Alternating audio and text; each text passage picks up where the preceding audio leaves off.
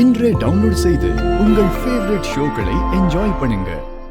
Dance institute, போனு, அப்பப்பப்பப்பப்பப்பா, எப்படியெல்லாம் விதவிதமா உங்களை மேனேஜ் பண்ணா?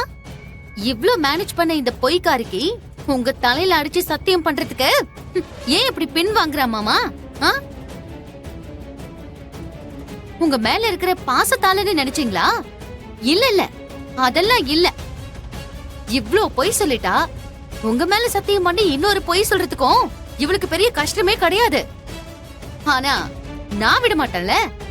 உங்க மேல சத்தியம் பண்ணி நான் அந்த ககன் ஆபீஸ்ல வேலை பார்க்கலன்னு சொன்னா அதுக்கப்புறம் நான் ககன் தலையில அடிச்சு சத்தியம் பண்ணுன்னு கேப்பேன்ல. இவளாலெல்லாம் ககன் தலையில அடிச்சு பொய் சொல்லலாம் முடியாது.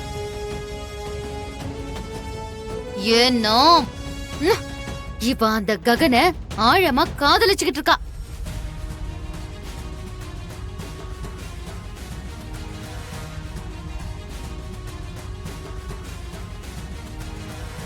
இவர் ரொம்ப தெளிவானவ மாமா.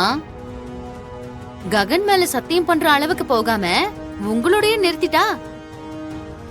அந்த ககனோட சேர்ந்து இவ கை கோத்துக்கிட்டு உங்களை ஒண்ணும் இல்லாம பண்ணலான்னு நினைச்சாங்க. அதனாலதான் இவ இந்த வீட்லயே இருக்கலாம்னு பிளான் பண்ணிருக்கா. இல்ல, போய் இது போய் போய். நீ ஆமானாலும் இல்லனாலும் இதுதாண்டி உண்மை.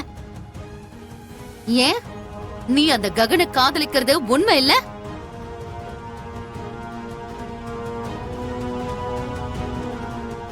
பத்தாததுக்கு இவள அவன் காதலிச்ச நீங்க வர்றது, இவன் என்னடானா இல்லன்னு சொல்றது, இதெல்லாம் உங்களை நல்லா ஏமாத்துறதுக்கு அந்த ககனோட இவளும் சேர்ந்து ஆடின பெரிய டிராமா மாமா.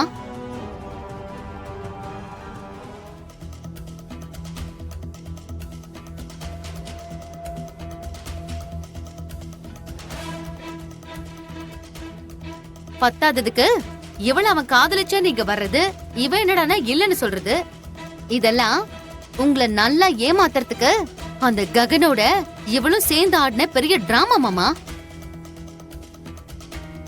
அதனால உங்க மனசு பாதிச்சா பிசினஸ்ல உங்க கான்சென்ட்ரேஷன் குறைஞ்சிரும்.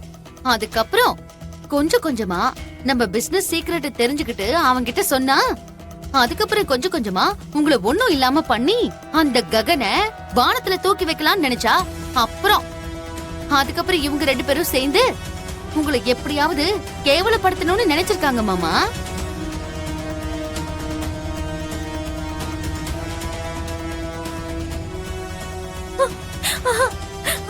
இல்ல, நான் கையெடுத்து கும்பிட்டு கேட்டுக்கிறேன்.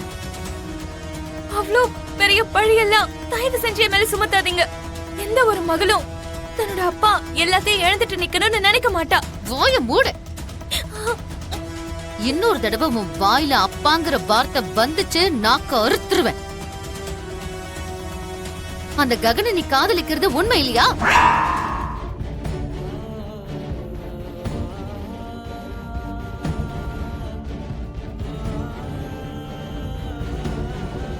உண்மைதான்.